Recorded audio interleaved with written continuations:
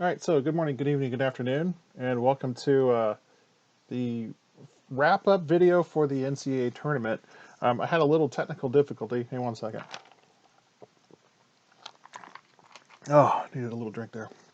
Um,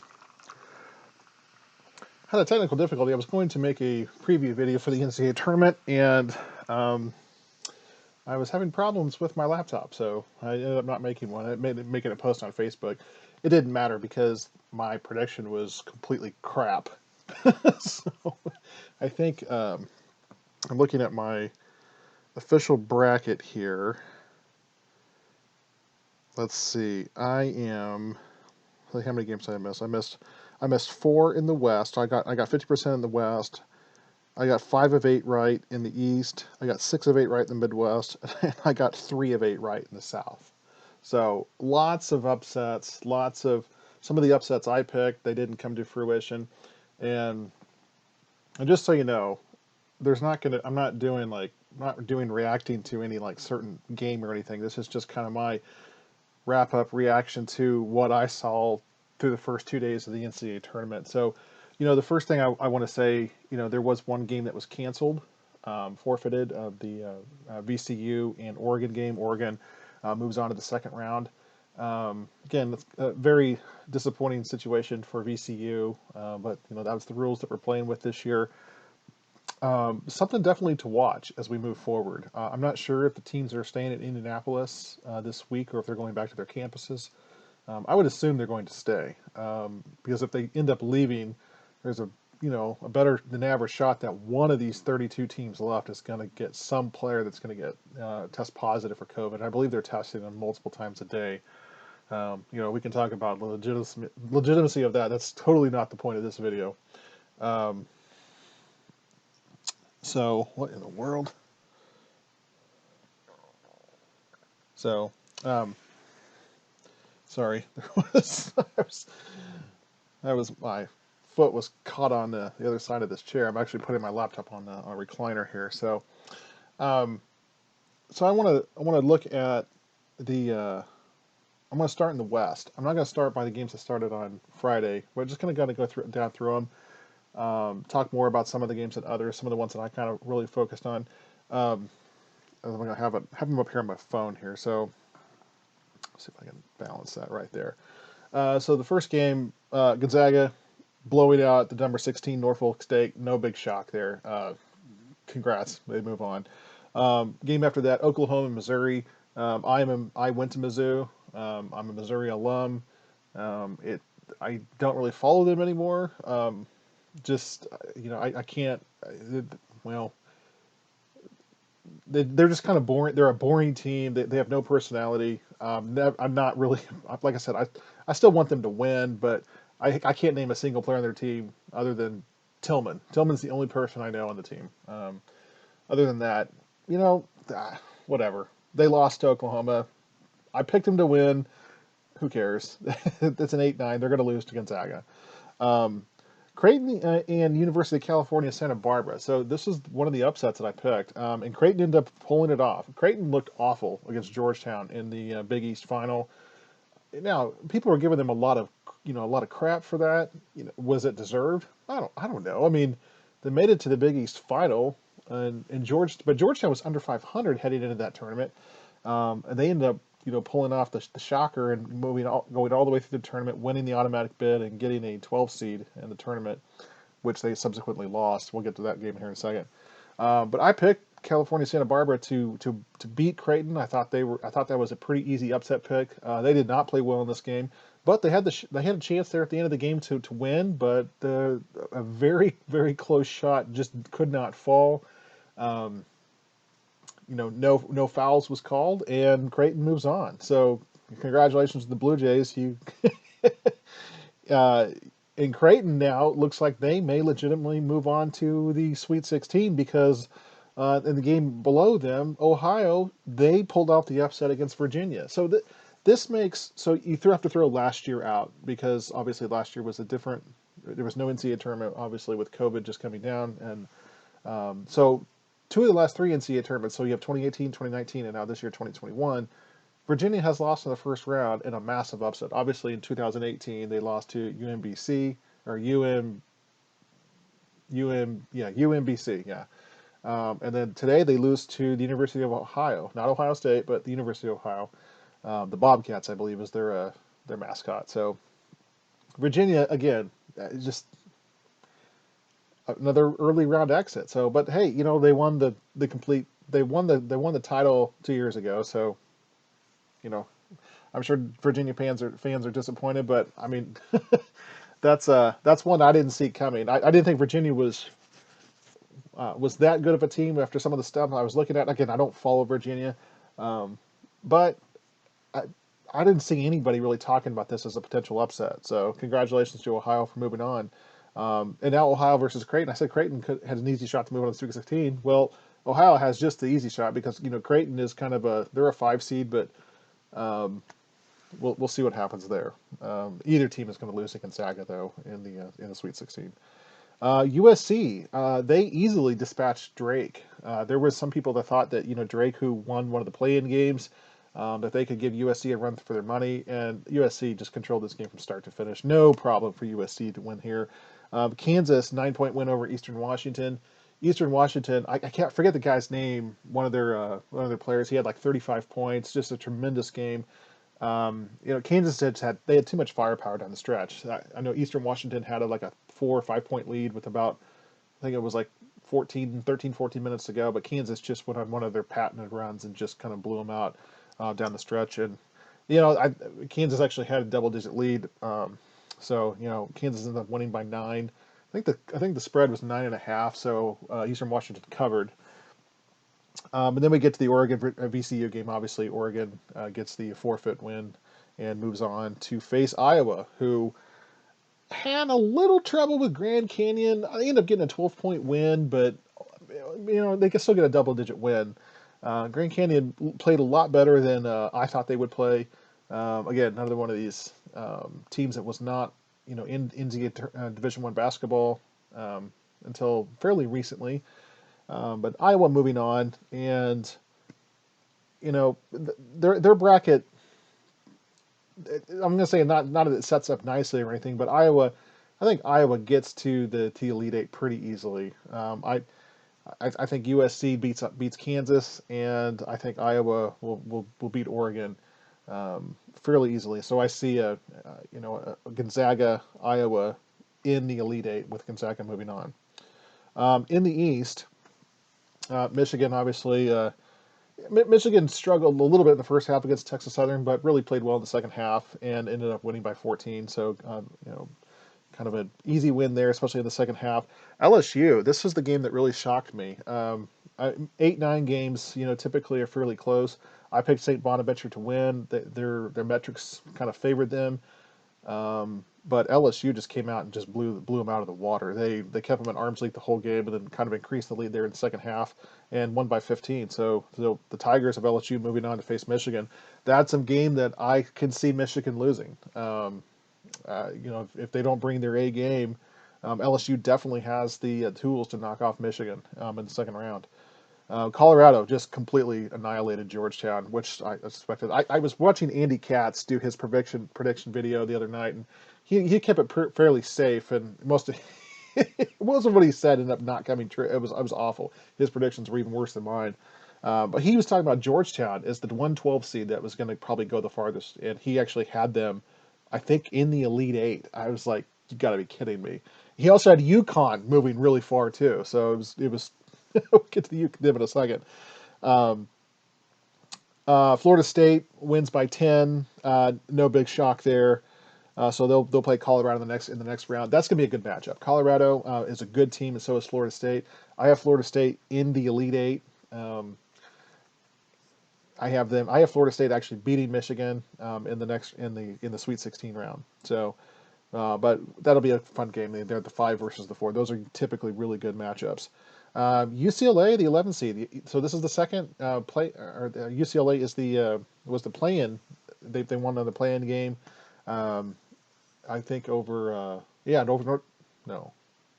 Who did they beat? They beat another blue blood. Geez, I'm totally blanking. It wasn't Duke. They're not even in the tournament. North Carolina was an 8 seed. Who was the blue blood that they beat? I'm totally, completely just. This is embarrassing.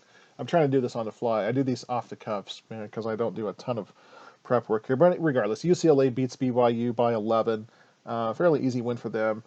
And then maybe the shocker of the first round, and I'm going to say this is probably a bigger shocker than the Ohio State game, which we'll get to in a second. Abilene Christian, just a few moments ago, Abilene Christian knocks off the University of Texas 53-52. What can you say? Texas still has not won an NCAA tournament game under Shaka Smart.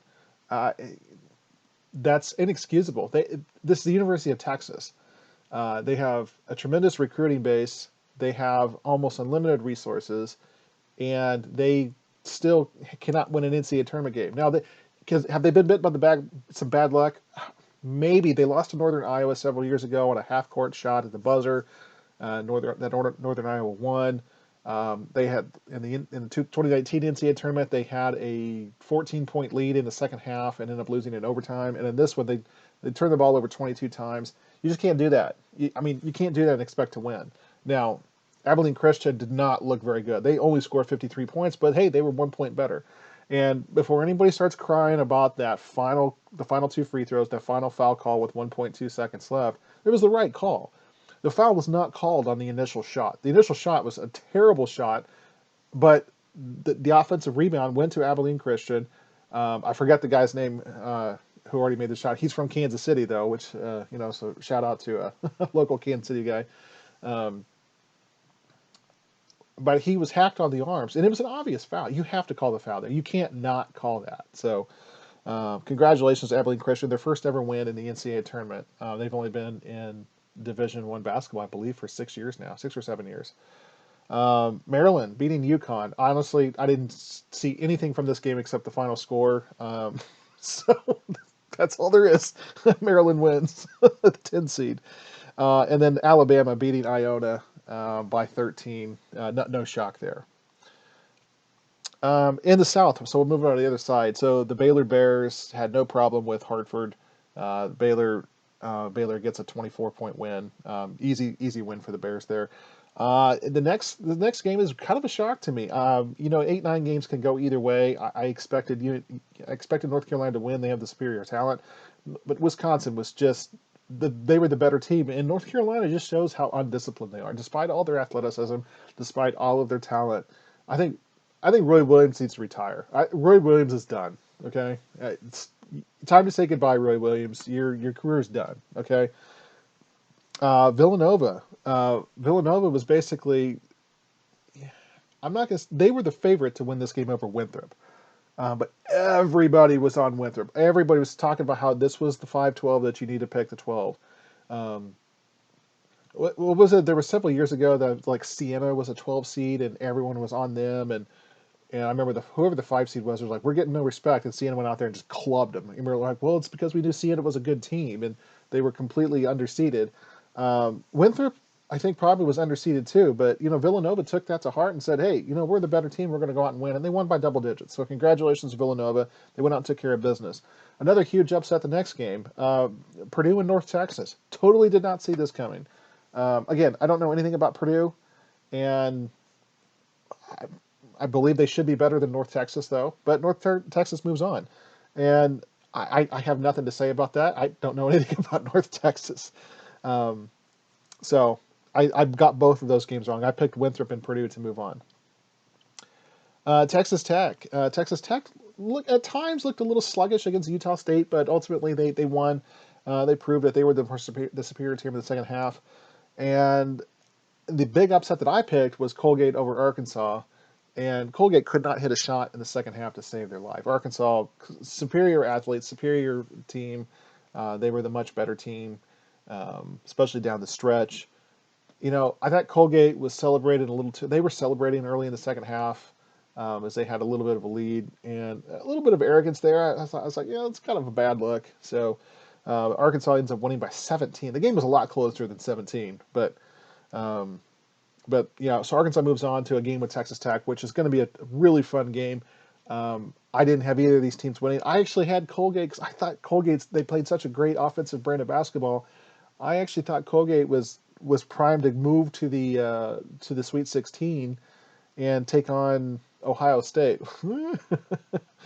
So obviously my little long shot there did not pay off. Um, Florida, Virginia Tech. Florida tried their darndest to give this game to Virginia Tech, and Virginia Tech says, nope, nope, nope. We don't want to win. You take the win. So Florida ends up winning by 5 in overtime. Just it was an awful game to watch. I watched the majority of this game. Uh, it was dog ugly to watch. But Florida ends up winning by 5. And I will say, I forget the guy's name, but the center or the big guy that for Florida, he had a tremendous game. Lots of rebounds. He looked really good on offense. I forget his name, but I really enjoyed watching him work in the post. And then maybe the second largest upset of this tournament, other than the Texas Abilene Christian game, is Oral Roberts knocking off Ohio State. Ohio State, a team a lot of people were picking to the Final Four, especially to beat Baylor and to have that matchup with the Big Ten tournament title against Illinois in the Final Four. Ohio State's done. They're out. They lose to Oral Roberts, um, which I believe is the game. Oh no, the video must have changed to some other upset. So that's Duke Lehigh from 2012. I remember that because that was the same day the Missouri lost to Norfolk State.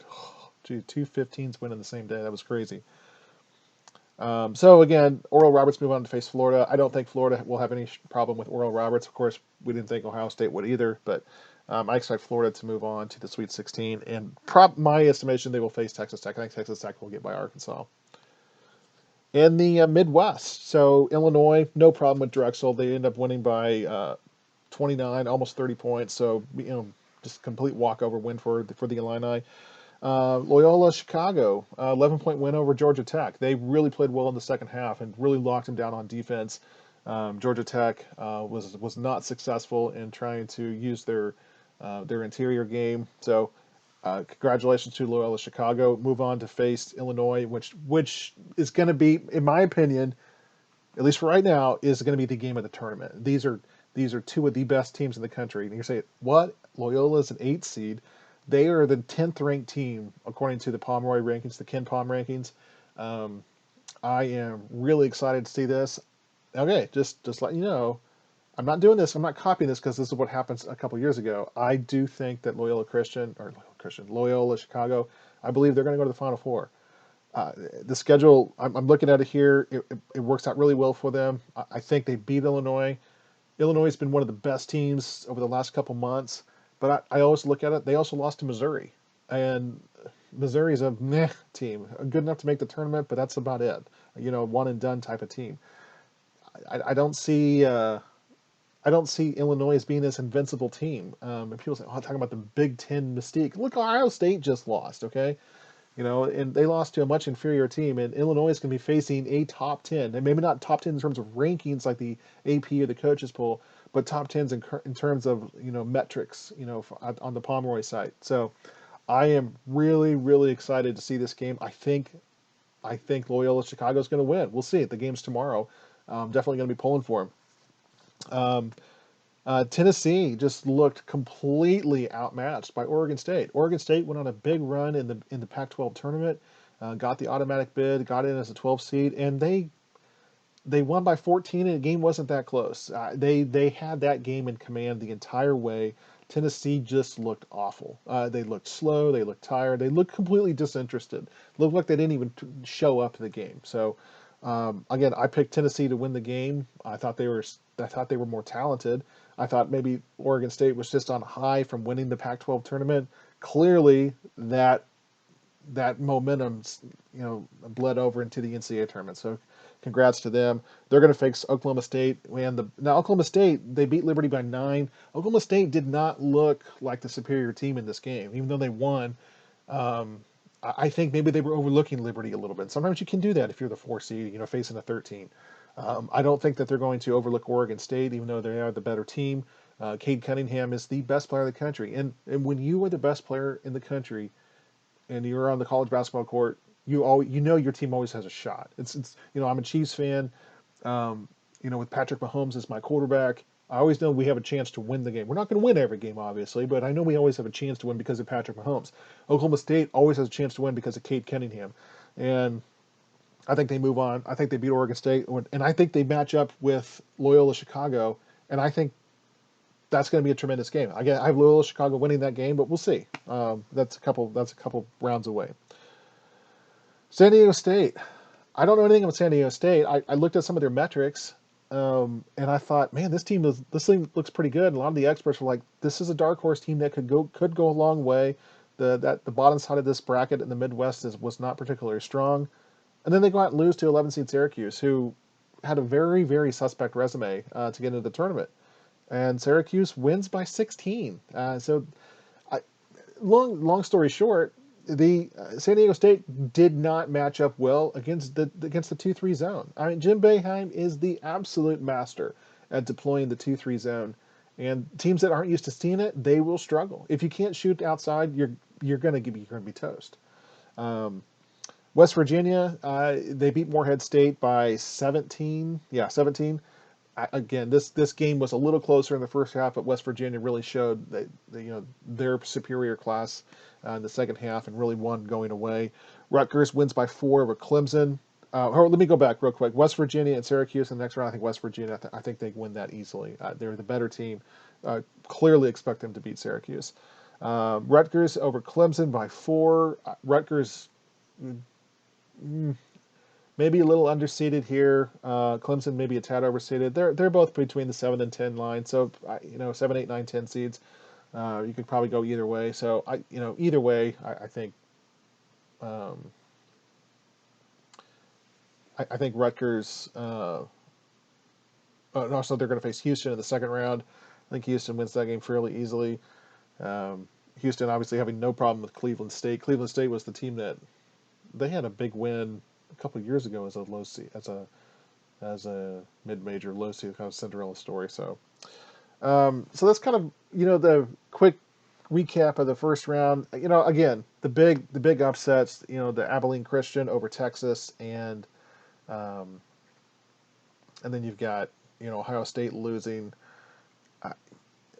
The Ohio State and the Ohio State loss and the Texas loss obviously has wrecked a ton of brackets. But that's what March Madness is all about, and I enjoy it. I had Texas going to the Final Four, so just letting you know. So my Final Four, I still have 3 of the 4 alive, even though my first round was just so terrible. But I didn't lose a ton of teams going too far, but other than Texas, I guess I took a chance on Texas there. I did this a couple years ago. There was one year Ohio State was kind of the flavor. Iowa State was kind of the flavor of the week, and I said, you know what, I'm going to pick them to the Final Four, and they ended up losing in the second round. And I'm like, why did I do that? Why did I do that? And then there was another time it was between one of the 2 years when Kansas State actually made a deep run to like the Elite Eight or something like that, and I was like, okay, well they're looks like they actually may go somewhere, and they get blown out in the first round or something to that effect. Like I don't remember who. But I always seem to come up on the wrong side of those long shots there. But we'll see if my long shot in Loyola Chicago pays off. So I have Gonzaga. I had Gonzaga facing Texas, so obviously that's not going to happen. I have Baylor facing Loyola Chicago. So until I see otherwise, I'm going to still predict that's going to happen. But in the East, obviously with Texas going out, I'm looking at the teams here that are left. I thought Texas was really the team that was going to beat Alabama in the Sweet 16. I think Alabama has a really easy road to go now to the Elite Eight.